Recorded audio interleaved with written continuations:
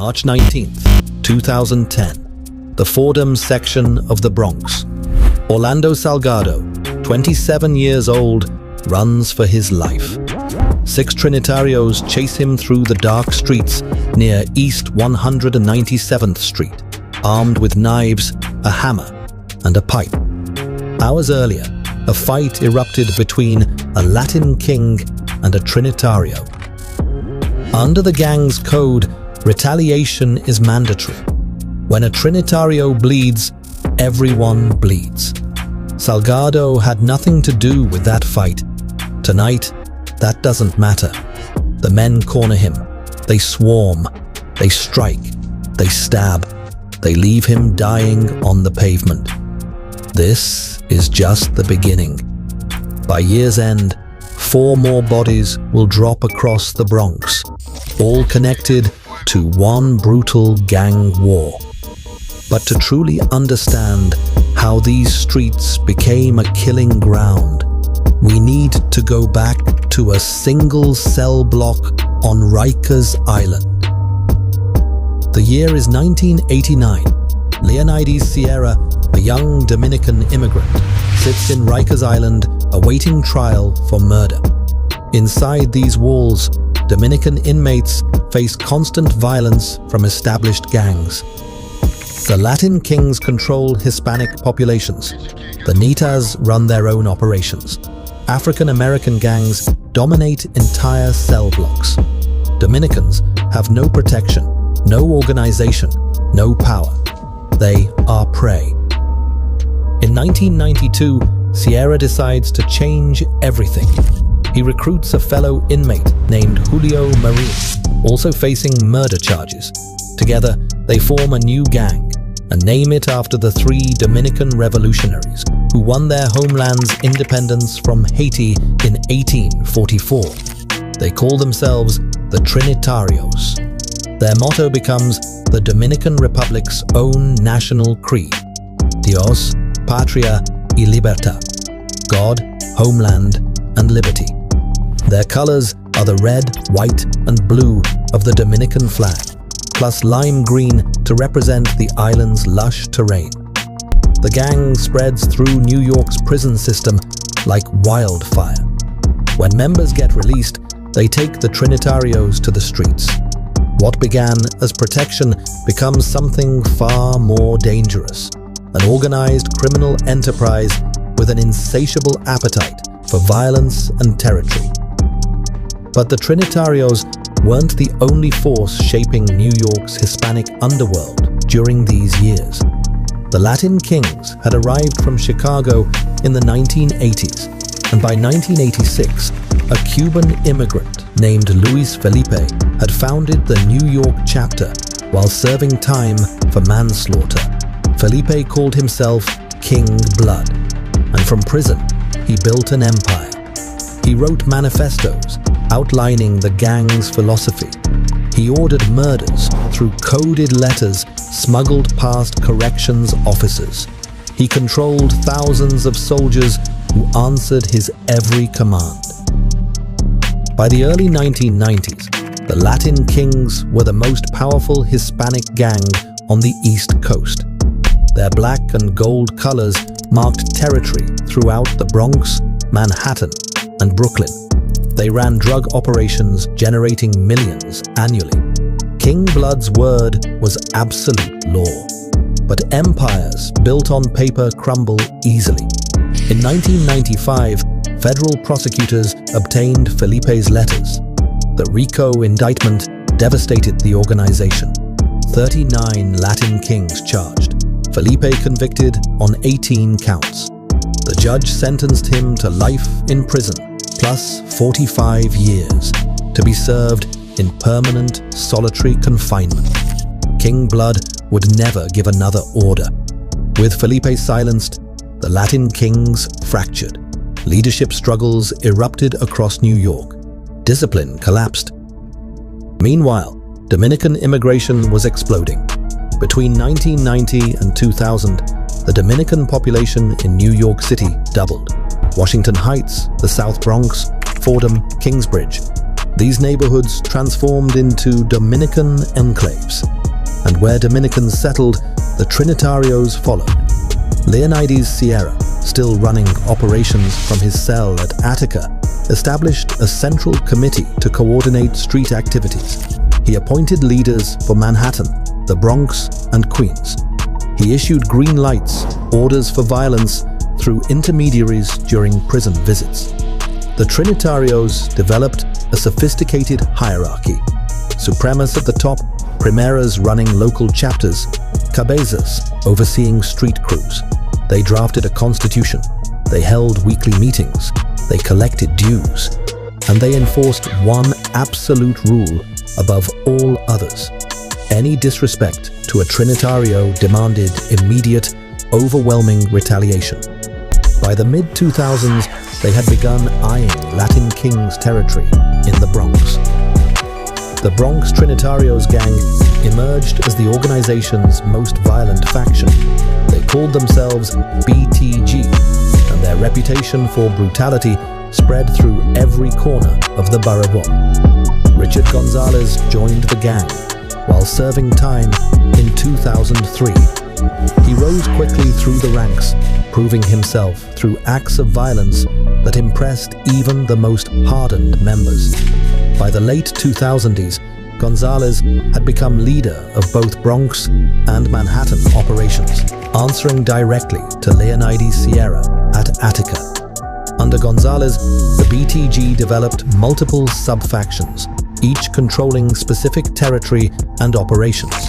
The Bad Boys, led by Jose Cruz, handled enforcement and retaliation. The Bad Barbies, an all-female crew commanded by Maria Mejia, proved just as deadly as their male counterparts. Other factions carried names like El Combo, Violating All Bitches, and the 1-7 Hose. Each controlled specific blocks and drug markets throughout the Bronx and Yonkers. The BTG trafficked marijuana by the 100-kilogram shipment. They moved crack cocaine, powder cocaine, oxycodone, and Suboxone through networks stretching from Fordham to Kingsbridge. They recruited aggressively in high schools, targeting young Dominicans who felt disconnected from American society and desperate for belonging. The initiation was brutal. Prospective members proved loyalty through violence against rivals. And the weapon of choice wasn't the gun. It was the machete. Trinitarios believed machetes delivered a more personal message, something more terrifying than a bullet. As one member would later testify in federal court, a gun runs out of bullets, but a knife never does. By 2008, the Trinitarios were the fastest-growing Caribbean gang in America. The FBI's threat assessment would later identify them as the largest Dominican gang in the entire country, with over 3,000 members in New York City alone. Their growth put them on an inevitable collision course with the Latin Kings. The two gangs competed for identical drug markets, identical corners, identical customers in predominantly Hispanic neighborhoods. The Bronx became contested ground. Fordham, Kingsbridge, Tremont, University Heights. These neighborhoods had traditionally belonged to the Latin Kings for decades, but demographics had shifted dramatically. Dominican immigrants now outnumbered Puerto Ricans in many areas. The Trinitarios argued these were their people, their streets, their rightful territory. Tensions simmered through 2008 and 2009. Small confrontations escalated into larger ones. A stabbing here, a beating there, a shooting that left someone paralyzed. Both organizations understood what was coming. The Latin Kings, weakened by federal prosecutions and crippled by internal conflicts following King Blood's imprisonment, struggled to maintain discipline across their chapters. The Trinitarios, hungry and tightly organized under Sierra's prison command, sensed this weakness like predators smelling blood. Richard Gonzalez received his orders from Attica: expand BTG territory aggressively and take what the Latin Kings could no longer hold. The body count started climbing before 2010 even arrived. In September 2005, 16-year-old Kashawn Phillips was murdered in Yonkers. In December 2005, 20-year-old Miguel Perez was killed on Marion Avenue. In March 2009, 23-year-old Raymond Castle was gunned down on West Kingsbridge Road. In September 2009, 23-year-old David Avila Gomez was murdered in Yonkers. Felix Lopez Cabrera, a rising BTG leader, participated personally in that killing. In November 2009, 17-year-old Issy Dominguez was murdered on Teabout Avenue in the Bronx. These weren't random acts of street violence. They were calculated strikes against rivals: Latin Kings, Dominicans Don't Play, Bloods, Crips. The Trinitarios were systematically clearing the board, eliminating competition one body at a time. But 2010 would prove different. That year, the war intensified to levels that shocked even the most hardened NYPD gang investigators. The Bronx Gang Squad, led by Captain James Kenny and Lieutenant Keith Coughlin, watched as violence spiraled beyond anything they had witnessed before. Federal agents were building a massive case through Operation Patria, but investigations of this magnitude required time. Meanwhile, the streets of the Bronx ran red with blood. What happened next would permanently transform the borough's gang landscape. The spark comes on a cold March evening in the Fordham section of the Bronx. At a local gathering, words are exchanged between a Latin king and a Trinitario. The confrontation turns physical. Fists fly. A Trinitario takes a beating in front of witnesses. Under the gang's ironclad code, this triggers an automatic and non-negotiable response. The order spreads through the neighborhood within hours. Hunt down anyone connected to the Latin Kings and make them pay. Orlando Salgado is 27 years old. He lives in the Fordham area, knows people on both sides of the gang divide. He isn't a Latin king himself, but on this night, that distinction means nothing. In the chaos of gang retaliation, proximity equals guilt. Close enough is good enough. March 19th, 2010. Night falls over the Bronx. 6 Trinitarios spot Salgado near East 197th Street. They move toward him with purpose. Salgado sees them coming and understands immediately what's about to happen. He runs. The Trinitarios give chase through the dark streets, armed with knives, a hammer, and a metal pipe. Salgado sprints toward 283 East 197th Street, desperately searching for escape. The streets offer none. The men are younger, faster, and driven by the code that demands blood for blood. They corner him. They surround him. Then they attack. The weapons rise and fall. Blades pierce flesh. The hammer strikes bone. They beat him and stab him with a ferocity that shocks even the hardened detectives who later investigate. When they finish, Orlando Salgado lies dying on the pavement, his blood pooling beneath the streetlights. When prosecutors later questioned 2 of Salgado's killers, men who had become government informants to reduce their sentences, they explained their participation with 6 simple words. When a Trinitario bleeds, we all bleed. This wasn't personal. Orlando Salgado was a message written in blood, a declaration that the Latin Kings and anyone associated with them would face annihilation. 2 months pass. The violence doesn't subside, it escalates. May 23, 2010, East 181st Street in the Bronx. Felix Lopez Cabrera and Carlos Lopez cruise the neighborhood. Both are committed BTG soldiers. Lopez Cabrera has already proven himself through the murder of David Avila Gomez in Yonkers the previous year. Tonight, they're hunting again. They spot two young men they believe are affiliated with rival gangs. Rafi Tavares and Irving Cruz are both 19 years old. They have their entire lives ahead of them. They will not see another sunrise. Lopez Cabrera directs the attack. What follows is a coordinated execution carried out with military precision. Tavares and Cruz are shot multiple times in the vicinity of 81 East 181st Street. The gunfire echoes through the neighborhood. Residents dive for cover. When the shooting stops, two teenagers lie dead on the sidewalk. Their bodies crumple together in pools of spreading blood. This is BTG's signature method. Overwhelming force delivered publicly. Violence designed to terrorize entire communities into submission. The double murder sends shockwaves through every remaining Latin King chapter in the Bronx. This isn't a gang skirmish or territorial dispute.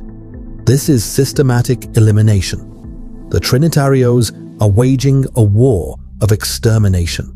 Detectives Paul Jeselson, John Urena, and Peter Alfonso from the NYPD Gang Division document everything. They photograph the crime scenes. They interview traumatized witnesses who speak in whispers, terrified of retaliation. They intercept communications between BTG members celebrating the killings like victories in battle. The evidence file for Operation Patria grows thicker with each passing week. Lopez Cabrera and Carlos Lopez walk away from the double murder confident the streets now belong to them. They are right, and they aren't finished. November the 20th, 2010, West 190th Street in the Bronx. Freddie Polanco is 19 years old, the same age as Tavares and Cruz. He is near 75 West 190th Street when the Trinitarios find him. Carlos Lopez, already responsible for 2 murders that year, participates in this killing too. Polanco is shot dead in the street, becoming the 4th victim of the 2010 war. By December, the Bronx Trinitarios gang has killed 4 people in territory that once belonged to the Latin Kings. Countless others have been stabbed, beaten, or shot and left for dead. The gang's control now extends from Fordham to Kingsbridge, from Tremont to University Heights. Drug markets that generated income for Latin King chapters. For decades now fill Trinitario pockets. Corners that flew black and gold now display lime green. The Latin Kings haven't disappeared entirely, but their power in the Bronx has been shattered. They retreat to remaining strongholds, watching helplessly as their enemies consolidate control over everything they built. For the young Dominicans who constructed BTG into a killing machine, 2010 represents total victory. But federal agents have been watching every move. Operation Patria is about to strike. December 7th, 2011. Before dawn breaks over the Bronx, more than 200 federal agents and NYPD officers assemble at staging points throughout the borough.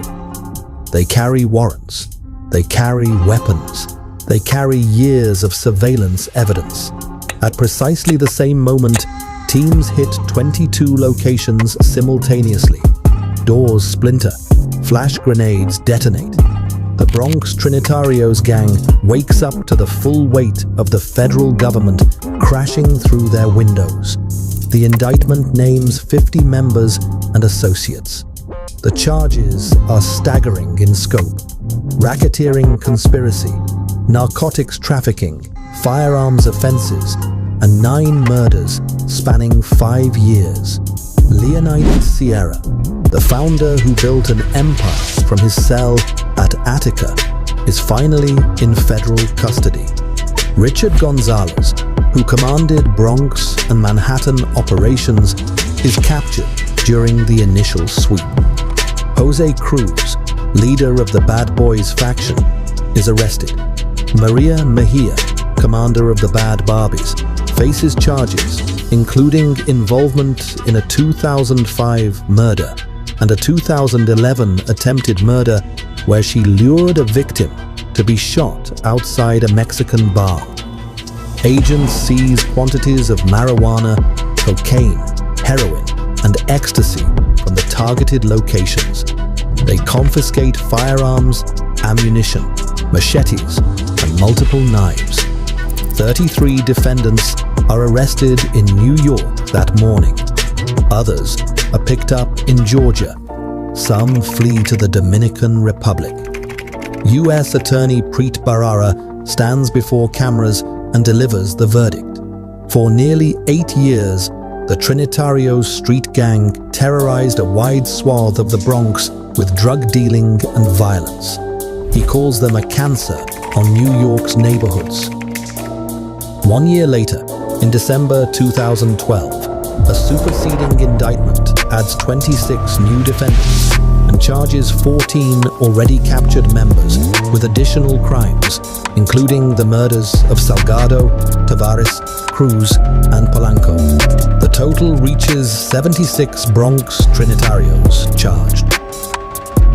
Combined with earlier Manhattan prosecutions, 119 Trinitarios have been indicted since 2009. The trials consume years. In May 2015, a Manhattan federal jury convicts Felix Lopez Cabrera, Carlos Lopez, and Luis Beltran after 12 weeks of testimony. Cooperating witnesses describe the murders in clinical detail.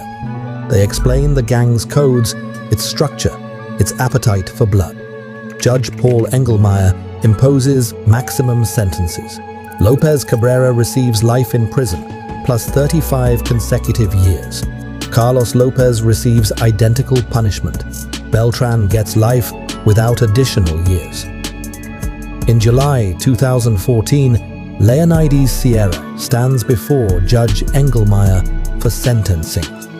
The founder receives 19 years to run consecutively with the 22.5 years to life he already owes for his 1989 murder conviction.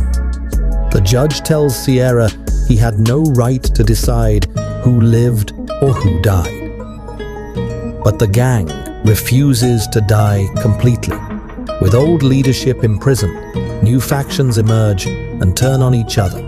In 2011, a Sunset Park chapter attempts unauthorized expansion into the Bronx, triggering internal wars lasting years.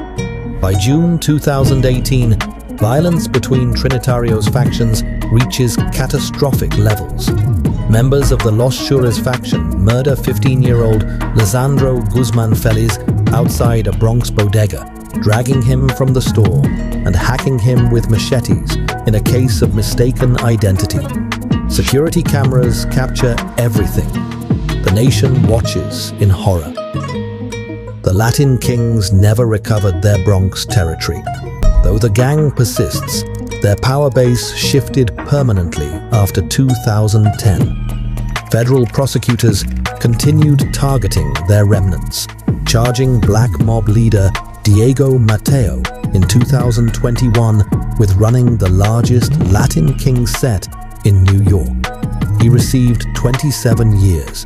The war had redrawn the map forever.